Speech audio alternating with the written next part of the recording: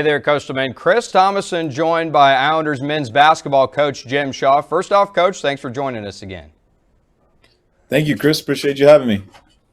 All right, so the Islanders coming off a game where they took the Texas Longhorns to the wire at the Moody Center. Now, the final was 71-55, but the score not really indicative of how close this game was. It was a 6-point game with just 6 minutes to go. So first off, Coach, what can a game like that tell you about your team, about its potential? I think it shows the progress. You know, we played University of Houston the first Saturday of the season. Obviously, a really good Big 12 opponent, and then right before Christmas, as the first semester's ending, we play another ranked Big 12 opponent. It shows you how far we've come along on both ends of the ball, defensively and rebounding. I think we held our own against UT. Just got to make a few more shots, and part of that's on me. We got to find a little bit better consistent identity offensively to get some easy baskets. But you got to give credit to Texas. They did a good job on the defensive end as well. And how about defensively for you guys? You know, you're holding them into the 50s with just 6 minutes to go. Yeah, I think they had 35 at the half, which is maybe the lowest first half that they had all season. Our guys have battled.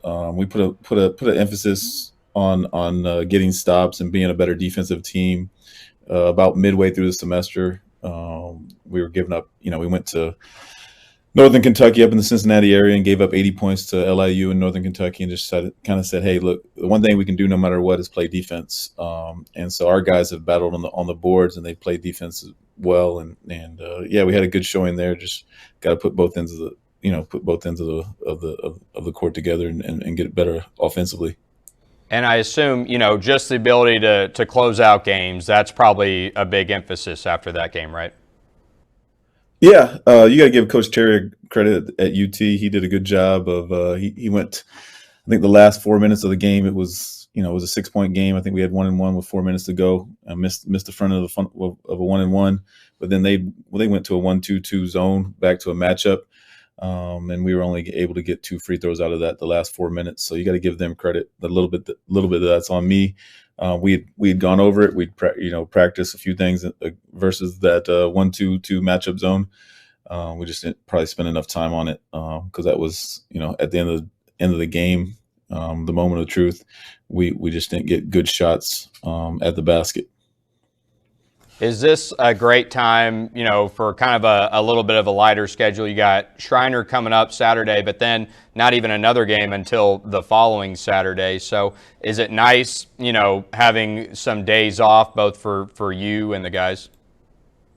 Yeah, we let the guys go home after the UT game. So most of them, if they were out of state, flew out of Austin, and they've been away for the last 4 days. We'll come back and practice today, and then we'll get and then Thursday and Friday get ready for the game on Saturday versus Shriner. But it gives us a chance to kind of focus in on what we need to do better. Probably offensive execution being one of those things. It gives us the time to work on a few things, tweak, put some ideas in place that when you're in a stretch of 3 games in a week or 2 games in a week where you don't have as much time to really play with some offensive ideas that we've kind of written down in our notes as a staff that we need to try going into conference. I was going to say, kind of led into my next question. So you mentioned you've got Shriner on Saturday. The last game before Southland play tips off the following Saturday against UIW. So I assume you just want to see the guys kind of firing all cylinders after that game or during that game. Yeah, it's another chance to get better. It's another chance to play and get more reps with each other on the court versus Shriner.